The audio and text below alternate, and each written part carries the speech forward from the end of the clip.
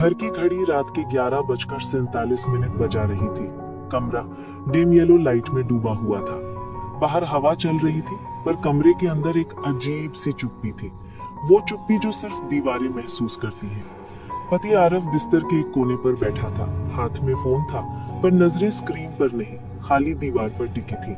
उसके चेहरे पर कोई गुस्सा नहीं था, कोई जलन नहीं, बस वो साइलेंट डिसअपॉइंटमेंट जो किसी पर चिल्लाकर नहीं बल्कि चुप रहकर सजा देती है। पत्नी अनाया सामने ड्रेसिंग मिरर के पास खड़ी थी। उसके हाथ में मेकअप रिमूवर था, लेकिन हाथ रुका हुआ था, जैसे यादें हटाने में मेकअप हटाने से ज्यादा मेहनत लग रही हो। कुछ देर कमरे में सिर्फ खामोशी थी और दोनों उस खामोशी की आवाज सुन रहे थे। आरव ने धीरे से पूछा, तुम खुश हो? अनाया चौंक गई। वो सवाल नहीं था, वो एक चोट थी। वो बोली, मैं? हाँ, मतलब क्यों? आरव मुस्कुराया, वो मुस्कान जो आंखों तक नहीं गई। वो बोला, क्योंकि हैप्पीनेस यूजुअली तब आती है जब इंसान को वो अटेंशन मिल जाए जो वो चाहता है। अनाया की सांस अटक गई। उसके हाथ से कॉटन पैड गिरकर जमीन पर पड़ा, लेकिन यह आवाज उससे ज्यादा भारी थी जितनी होनी चाहिए थी। कुछ पल चुप्पी रही, फिर आरव ने कहा, मैंने नोटिस किया है तुम हाल ही में बहुत मुस्कुराती हो, बहुत हंसती हो, उस चुप्पी से ज्यादा जो तुम मेरे साथ रहती हो। उसके शब्द काम थे, पर हर अक्षर अनाया के दिल पर हथौड़े जैसा गिर रहा था। वो घबरा गई, आवाज धीमी थी। तुम क्या कह रहे हो आरव? आरव ने पहली बार उसकी आंखों में देखा, गहरी थकी हुई आंखें जिनमें कोई इल्जाम नहीं था, सिर्फ एक सवाल, क्या मैं काफी नहीं था? अनाया वहीं रुक गई। उसके पास एक्सप्लेनेशन था, पर जस्टिफिकेशन नहीं। कमरे में चुप्पी फिर लौट आई, पर इस बार वो सिर्फ खामोशी नहीं थी, वो एक बदलाव की शुरुआत थी। सुबह की धूप कमरे में धीरे धीरे फैल रही थी, लेकिन उस कमरे में रोशनी से ज्यादा भारीपन था। अनाया जाग चुकी थी, पर आंखें खुली हुई होने के बावजूद वो सोई हुई सी लग रही थी, जैसे रात की बातें उसके दिमाग में अब भी रिप्ले हो रही हैं। आरव अलमारी के पास खड़ा था, उसकी हर हरकत शांत थी, जैसे वो लड़ नहीं रहा बल्कि हार मान चुका है। उसने अपना वॉलेट, गाड़ी की चाबी, ऑफिस बैज धीरे धीरे उठाया। कोई जल्दबाजी नहीं, कोई बहस नहीं, कोई सवाल नहीं। अनाया ने आखिर हिम्मत करके पूछा, आरव, तुम नाराज हो? उसकी आवाज टूटती हुई थी, जैसे एक दरार जिसे वो खुद भी नहीं रोक पा रही थी। आरव ने पीछे मुड़कर उसे देखा। उसके चेहरे पर अजीब सी शांति थी, वो शांति जो तब आती है जब इंसान दर्द महसूस करना छोड़ देता है। वो बोला, नाराजगी तब होती है जब उम्मीद बाकी हो, अब सिर्फ समझ है। अनाया की पलकों पर आंसू भर आए। वो धीरे से बोली, तुम मुझे गलत समझ रहे हो। आरव उसके पास आया, पर पास आकर भी दूरी वैसी ही थी जैसे रात को थी। वो ठहर कर बोला, मैंने कुछ नहीं कहा क्योंकि शायद तुम्हें ये लगता है कि मैं तुम्हारी आजादी छीन रहा हूँ। उसकी आवाज में कोई शिकायत नहीं थी, सिर्फ मैच्योरिटी थी। लेकिन अनाया, वो आगे बोला, रिश्ता तब टूटता नहीं जब कोई और आ जाता है। रिश्ता तब टूटता है जब अपने लोगों को फिर से चूज करने में टाइम लगने लगता है। ये सुनकर अनाया की आंखों से आंसू गिर पड़े। वो जवाब देना चाहती थी, समझाना चाहती थी, लेकिन शब्द उसके गले में फंस गए। आरव जाने के लिए मुड़ा, पर दरवाजे पर रुका और बिना पीछे देखे कहा, मैंने दूरी नहीं बनाई, तुमने रास्ता चुना है। मैं बस हट गया हूँ ताकि तुम्हें जगह मिल जाए। दरवाजा धीरे से बंद हुआ और उस बंद होती आवाज में घर की दीवारों ने पहली बार एक रिश्ते की चुप्पी सुनी। अनाया वहीं बैठ गई, उसके हाथ कांप रहे थे, जैसे उसे पहली बार एहसास हो रहा था कि वो जिसे हल्का समझ रही थी वो उसका सबसे बड़ा सहारा था। ऑफिस से लौटते समय आरव की गाड़ी सड़क पर चल रही थी, लेकिन उसका मन कहीं और था। वो सवालों में उलझा हुआ था जिनका जवाब उसे पता नहीं था, या शायद वो जानकर भी मानना नहीं चाहता था। ट्रैफिक सिग्नल की लाल बत्ती पर गाड़ी रुकी और खिड़की के शीशे के बाहर उसने एक बुजुर्ग दंपत्ति को देखा। बूढ़ा आदमी अपनी पत्नी के हाथ में छाता पकड़े हुए था, ताकि बारिश की बूंदें भी उसे छू भी न सके। उसकी पत्नी उसके कंधे पर सिर रखे मुस्कुरा रही थी। वो मुस्कान बिना किसी इनसिक्योरिटी, बिना किसी तुलना, बिना वैलिडेशन की जरूरत के, बस बिलोंगिंगनेस की। आरव ने अनजाने में गहरी सांस ली और खुद से सवाल किया, क्या बदल गया? मेरी कमी थी या किसी और की मौजूदगी ज्यादा थी? बत्ती हरी हुई, गाड़ी आगे बढ़ गई, लेकिन ये सवाल वहीं उसके दिल में चिपक गया। घर पहुंचकर उसने दरवाजा खोला। अंदर सन्नाटा था, पर उस सन्नाटे में गिल्ट की आवाज थी। किचन की तरफ से हल्की आवाज आई, स्टील के गिलास के रखने की। अनारा किचन में खड़ी थी। उसकी आंखें रात की नींद की तरह ठहरी हुई थी और चेहरा पूरे दिन सोचते रहने की थकान से भारी। उसने आरव को देखा। एक सेकंड के लिए उसकी आंखें चमकी, जैसे वो उम्मीद कर रही हो कि शायद आज बातचीत होगी। पर आरव बस शांत स्वर में बोला, डिनर कर लो। वो जवाब था, लेकिन एक सवाल भी। अनाया के अंदर कुछ टूट गया। वो धीरे से आगे बढ़ी और बोली, आरव, क्या तुम्हें सच में लगता है कि मैं तुम्हें धोखा दे सकती हूँ?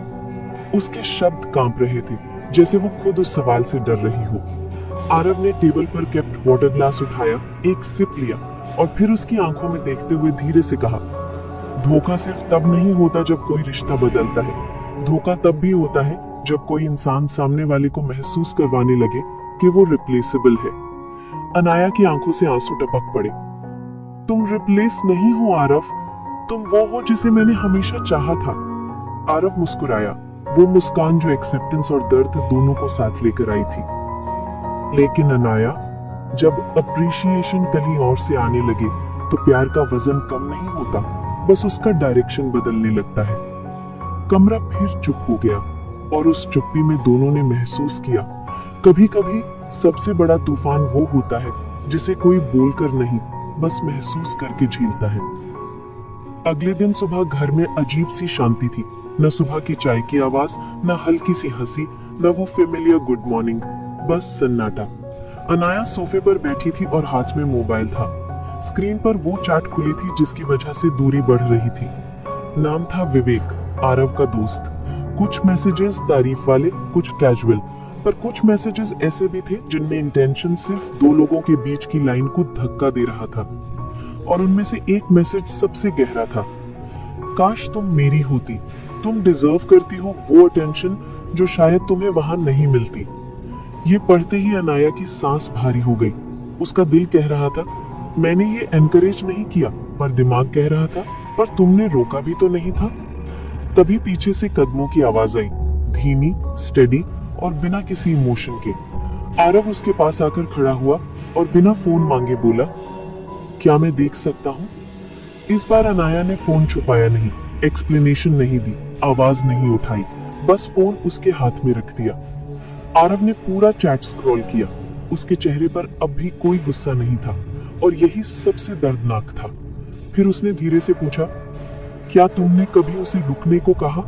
कभी कहा कि ये गलत है? अनाया की आंखों में शर्म थी, जवाब नहीं। उसने धीमी आवाज में कहा, मैं बस अच्छा महसूस करती थी क्योंकि वो नोटिस करता था। आरव ने एक लंबी सांस ली, वो सांस जो अंदर जमा हुए दर्द को थाम रही थी। वो बोला, अनाया, प्यार में सबसे बड़ी लड़ाई किसी और के लिए नहीं होती, सबसे बड़ी लड़ाई होती है खुद के अंदर, उस अटेंशन के अगेंस्ट जो गलत होते हुए भी अच्छा लगता है। अनाया के आंसू अब तेज हो चुके थे। वो फूट कर बोली, मैंने तुम्हें खोना कभी नहीं चाहा, बस कभी कभी मुझे लगता था कि तुम मुझे देख ही नहीं रहे। आरव की आंखें पहली बार भर आईं। उसने फोन टेबल पर रखा और कहा, अगर तुम चाहती तो मैं दुनिया छोड़ देता, पर तुमने रास्ता चुना और मैंने सिर्फ पीछे हटना सीखा। इतना कहकर वो उठा, पर जाने से पहले उसने फोन उठाया और सिर्फ एक संदेश लिखा, विवेक को। मैसेज था, तुमने मुझे कुछ नहीं खोया, तुमने सिर्फ ये साबित किया कि मेरी पत्नी सिर्फ मेरी थी, है और रहेगी। सेंड दबाकर उसने फोन वापस टेबल पर रखा और पहली बार अनाया ने महसूस किया, ट्रस्ट टूटने पर चिल्लाहट नहीं होती, बस दो लोग शांत हो जाते हैं और वही चुप्पी सबसे दर्दनाक होती है। उस रात घर में लाइट्स ऑन थी, लेकिन माहौल अंधेरा लगता था। दोनों के बीच शब्द कभी इतने भारी नहीं लगे थे। अनाया बालकनी में खड़ी थी, हवा चल रही थी, लेकिन उसकी धड़कनें उससे भी तेज थी। उसके हाथ कांप रहे थे, जैसे गिल्ट और डर दोनों उसकी नसों में एक साथ बह रहे हों। पीछे से दरवाजा खुला, आरव आया, लेकिन उसके कदमों में अब भी शांति थी। वो वही था, चोट खाया हुआ लेकिन टूटा नहीं। वो पास आकर नहीं खड़ा हुआ, बस एक दूरी पर रुक गया, उतनी दूरी जितनी भावनाओं ने रख दी थी। दोनों चुप थे, लेकिन उस चुप्पी में अनकहे शब्दों का शोर था। काफी देर बाद अनाया ने धीमी आवाज में कहा, मैं तुम्हें खोने से डर रही हूँ आरव। उसकी आवाज भारी थी, आंखें लाल और चेहरा पछतावे की परछाई में डूबा हुआ। आरव ने उसकी तरफ देखा, आंखों में दर्द था, लेकिन उसमें अब भी सॉफ्टनेस थी। वो बोला, डर तब लगता है जब इंसान समझ ले कि उसने किसी की कीमत बहुत देर से समझी है। अनाया रोते रोते बोली, मैंने इंटेंशनली कुछ नहीं किया, वो बस। आरव ने उसे रोका नहीं, बस हल्का सा जवाब दिया, बस वो अटेंशन था जो तुम्हें मेरे साइलेंस से ज्यादा लाउड लगा। उस वाक्य ने उसके अंदर कुछ तोड़ दिया। वो आरव के पास आई, पहली बार डर से नहीं, ईमानदारी से। उसने कांपते हाथों से उसका हाथ पकड़ने की कोशिश की। इस बार आरव ने हाथ नहीं हटाया, लेकिन वो पकड़ा भी नहीं, बस रहने दिया।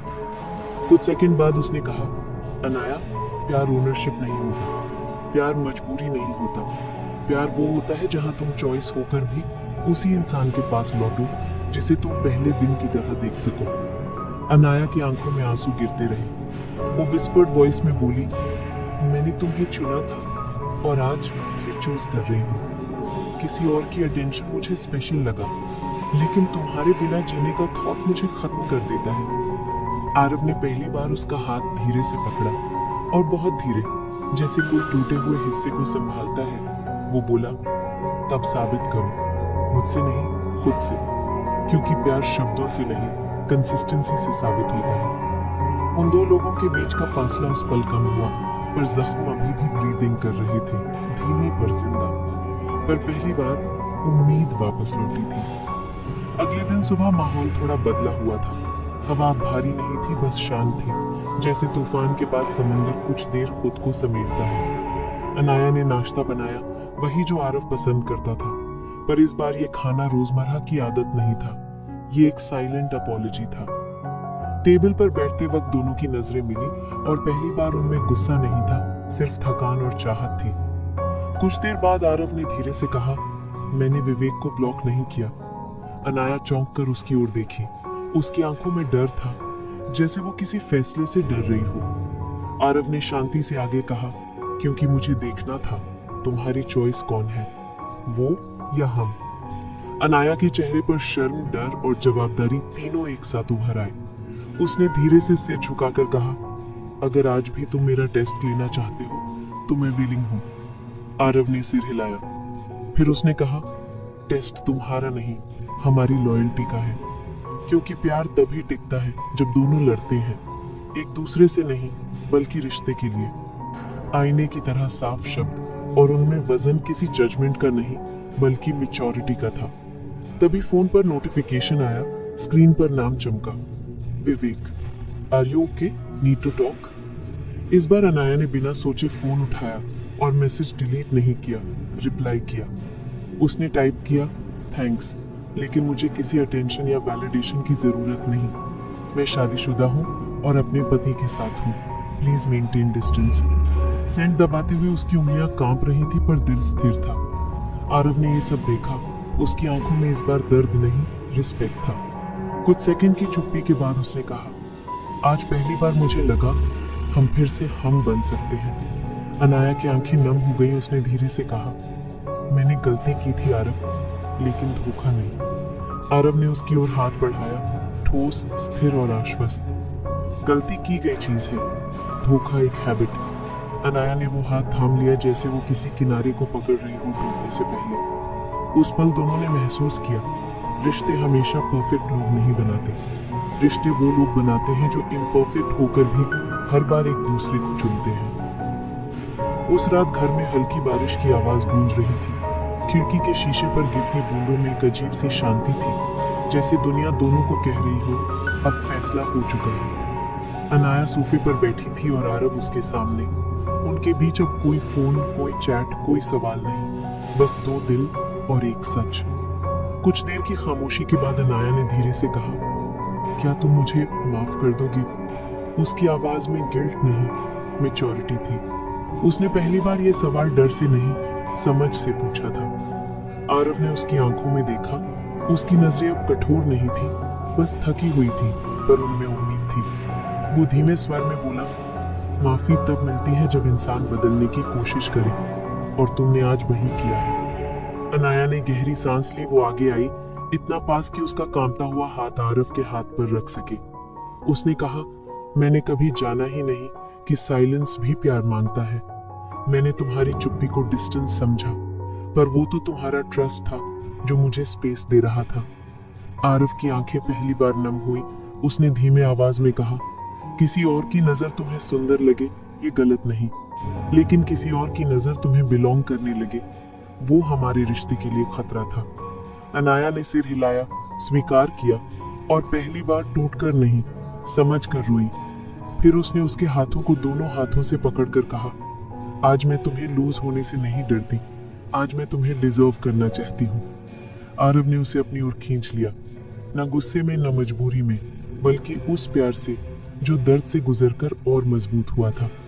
उसने धीरे से कहा, रिश्ता तब नहीं चलता जब सब ठीक हो, रिश्ता तब चलता है जब दोनों गिर